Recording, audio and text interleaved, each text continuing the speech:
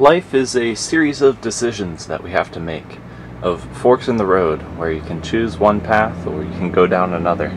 Well, I recently got up to a fork in the road and I decided I'm going to be living on the road for a little while. I'm moving from the west coast to the east coast of the United States, so I'm living in a bus and traveling across the country on a road trip. This is the first time I've ever done anything like this, and it's been a really great experience so far. I'm just living for myself, living a brand new lifestyle, and every day is a new adventure, so it is fantastic. Well, I'm on the road again. Now I'm in eastern Oregon. I left Burning Man this morning. Got packed up camp around 3:30 in the morning to try and beat the Exodus traffic, and I was able to cruise out of there without any problems. I heard traffic backed up all night, so I was glad to avoid that.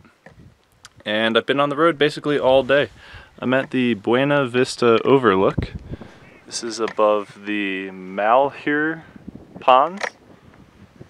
Just a random diversion that I pulled over to see on my way through eastern Oregon.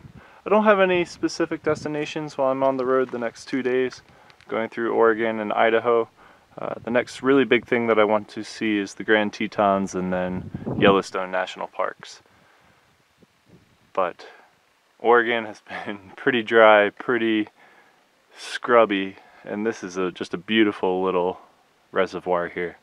But it's been a nice day. Got to go through several small towns, especially several of the towns that are the first stops in Nevada along the Exodus path, and they did a great job of getting out and welcoming the burners as Exodus is happening. There's a great town. And the one town I went through, they had everyone out from the volunteer fire department, which is basically the heart of this 10-house town. And they were out making pancakes and ham and eggs, and had breakfast for sales, fundraiser for the fire department. It was really nice. And there weren't that many people coming through from Burning Man, so I hope we didn't overload them too much. You got to respect those communities, do what you can to help, and not have a negative impact as we're 70,000 people suddenly dispersing through rural Nevada. But back on the road, this is Oregon, and it's a big country. The other big change since Burning Man is the look of my vehicle. It's been christened the Solo Hobo, as you can see there. And I had just picked up several cans of spray paint, and we painted big, bold blocks of color on it. I was hoping to get some of the artists, the very creative types, to help me out with actual designs on the paint job there, but any day that anyone was actually available to help, it was far too windy. So we did this on the last day, gave it a nice paint job. And yeah, something fun, something that you can't do to your normal car if you have something you're going to live in for a little while. Make a show of it. Spent my morning in the quiet little town of Vail, Oregon. A great little spot, actually reminds me of Newport, Vermont. Had breakfast at the Starlight Cafe, and that was fine. And now I'm headed on to Idaho. First stop will be Boise.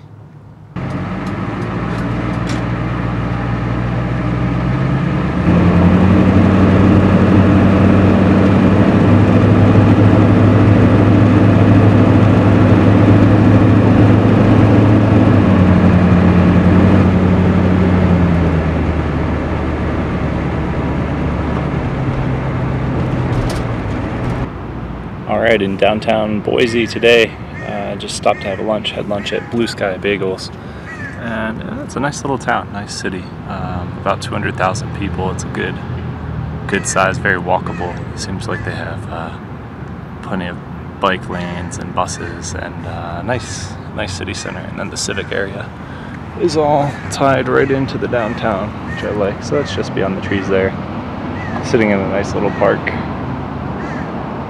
Filled with trees. I guess they call it the City of Trees.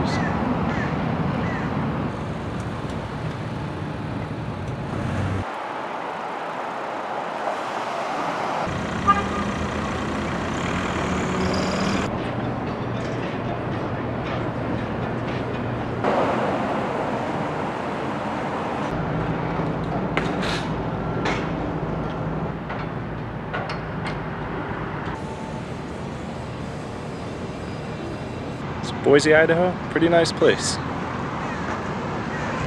Welcome to the moon! This is Craters of the Moon National Monument in central Idaho. What a bizarre landscape. The drive through Idaho has been great. It was really scenic with meadow and cattle, some forest and mountains as well, and then all of a sudden you hit Craters of the Moon and it just turns into this charred black landscape. There's apparently 25 cinder cone volcanoes in the area, which are not actively erupting right now, but a couple thousand years ago laid down all this volcanic rock and really created a unique, fascinating area. And because it's a national monument, they have pretty good information about the area.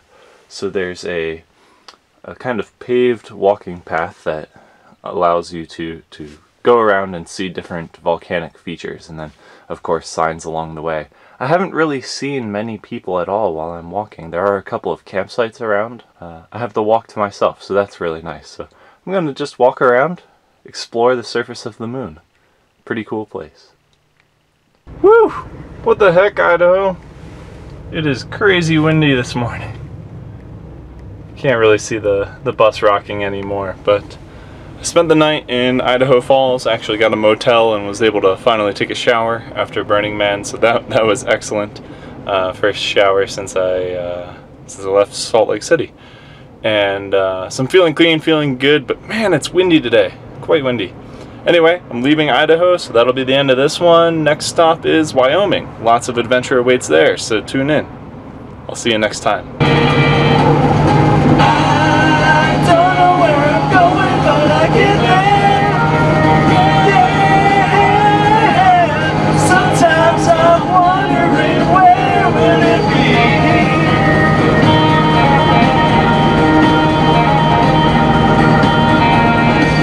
This is a song about lifestyles, decisions that we make, roads that we abandon, and others that we take.